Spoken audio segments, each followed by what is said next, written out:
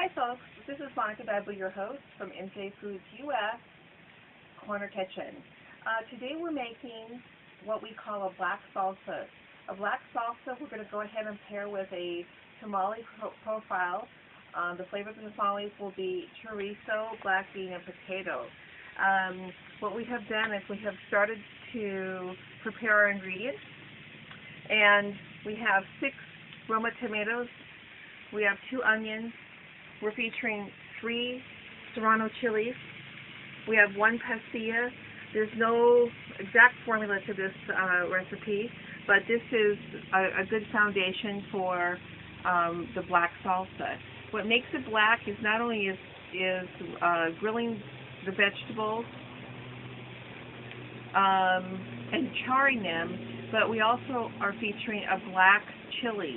And what it is a pastilla pepper that they left it on the vine to black. They remove it, they dehydrate it, and then you have a different flavor. And this is what the pepper looks like after you work with it. The key to working with this pepper is you put it into a saute pan and you roast it until you start to get a smell of the chili. Then you turn off the top and you go ahead and add boiling water to 1 cup of boiling water to the chili. Put a lid on it and let it steep for 20 minutes to an hour, however long that you want to.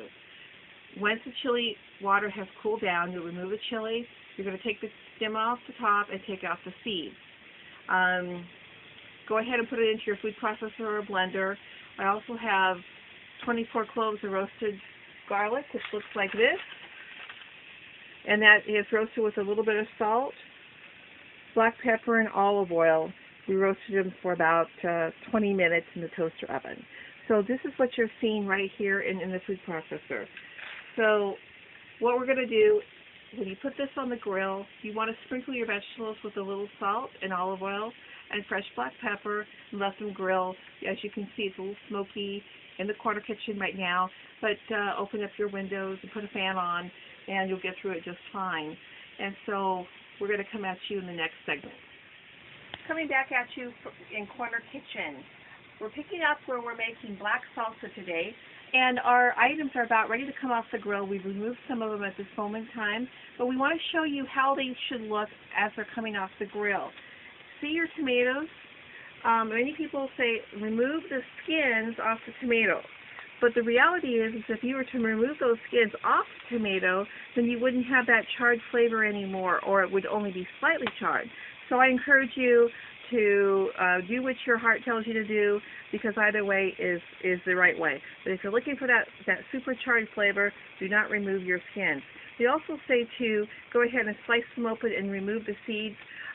That's a personal preference. I don't know if I want to do it, so I'm not going to take that step at this moment in time. So I'm going to go ahead and remove my tomatoes. They're going to go over here into my food processor. That's a little dry, so see how lovely that looks? Alrighty. We also have some onions over here that we've been grilling, and I have removed half of them at this moment in time.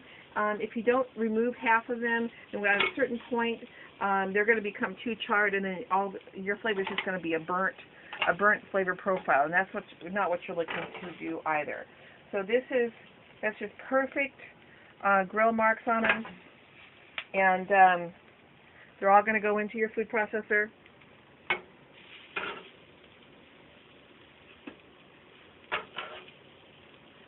Takes a minute, because you want to have some water content left in your onions. And we also have our poblano that's coming off. Earlier I had removed the serrano chilies, which are right here. We do have to cut into the serrano chilies at this moment in time, because if you don't remove the seeds, it's going to be super, super hot. And I'm not looking for super, super hot. I'm just looking for tasty, and that's okay too. I also wanted to show you the El Guapo. It's called El Guapo. There's other lines, but it's called the Chili Negro Entero. Chili Negro Entero. Negro translates in Spanish to black. So I'm just trying to make it simple for all the consumers out there to call it a black salsa, but it's typically called a Negro salsa.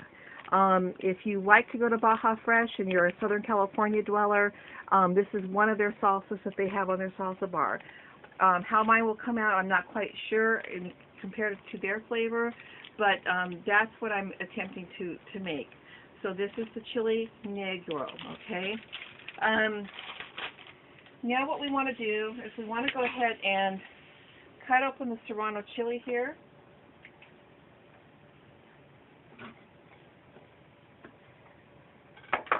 I also have a spoon, and the reason why I have a spoon is because I'm going to go ahead and extract the chilies. And all you have to do is go like this.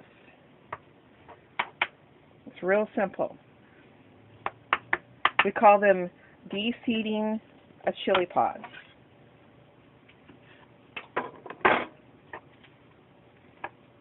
One or two is okay, but once again, we don't want it to be where your mouth is just on fire. This is supposed to be a very savory and flavorful dish. If you want to have any residual heat, then what typically the method to do is if you work with 2 chilies, then you're going to leave seeds of half of 1 pod, and that will be sufficient.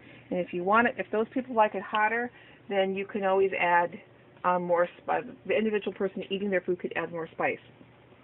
Now what I'm going to go ahead and do is we're going to be adding the chili poblano. Because we have enough chard, I'm going to go ahead and run this under cold water. A lot of times people will sweat this in a plastic bag. I'm just going to go ahead because I only have one at this moment in time, and I'm trying to work through this on an expedient basis.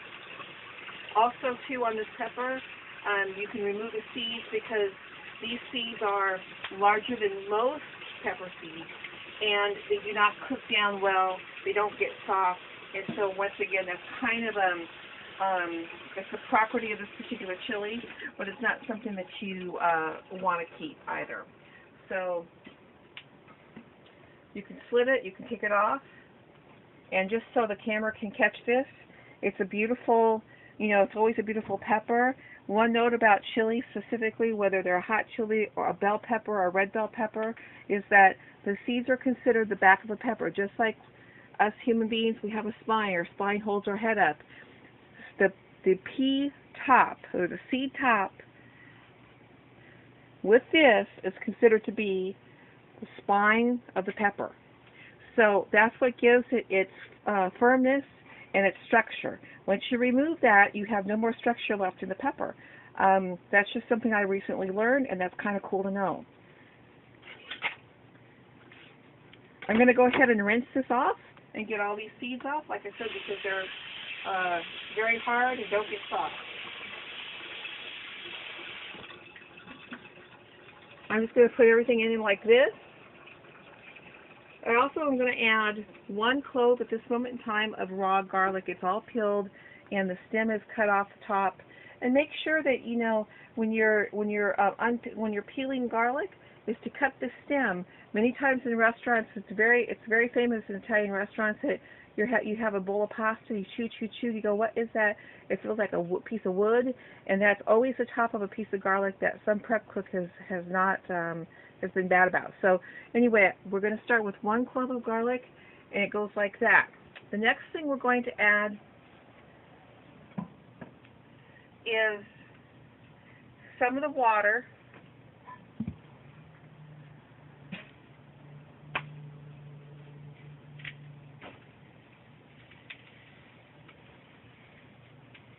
Get a good shot of the food processor. We're going to go ahead and add some water from the chili. So when we told you how to hydrate the chili after it being roasted in the pan, this is the water that's left from the chili. So this is a cool down product, and you can add as little or as much as you like. I'm going to start by adding just a little at this moment in time. So you never want to waste, whoops, well, once again, that wasn't good. All right, so a smarter thing to do would be to go ahead and put it into a measuring cup so you can pour it safely into the food processor. We all have those accidents, and so don't feel bad. I have plenty of them all the time. Alrighty, so we're going to go ahead and give this a whirl.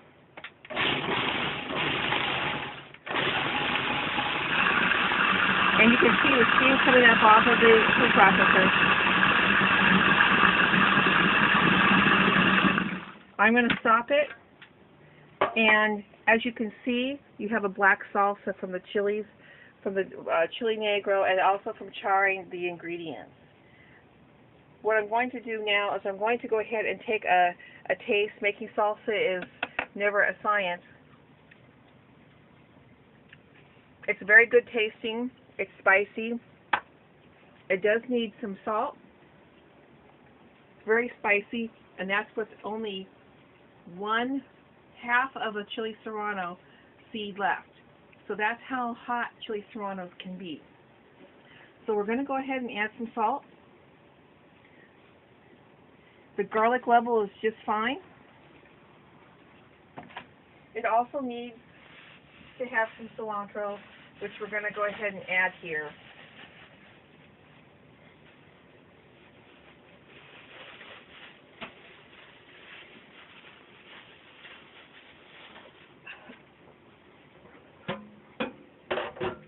It's very hot. My mouth is on fire, and I didn't want it to be that hot. The way that you can tone it down is by adding some fresh, some canned tomatoes, or you could add some, excuse me, you could also add maybe a little bit of ketchup, or maybe some tomato juice as a way to get the fire down. So what I'm going to do is I'm going to add the cilantro. I'm going to add one bunch of cilantro to the salsa. I'm going to add a squeeze of lime, and I'll come back at you in the next segment.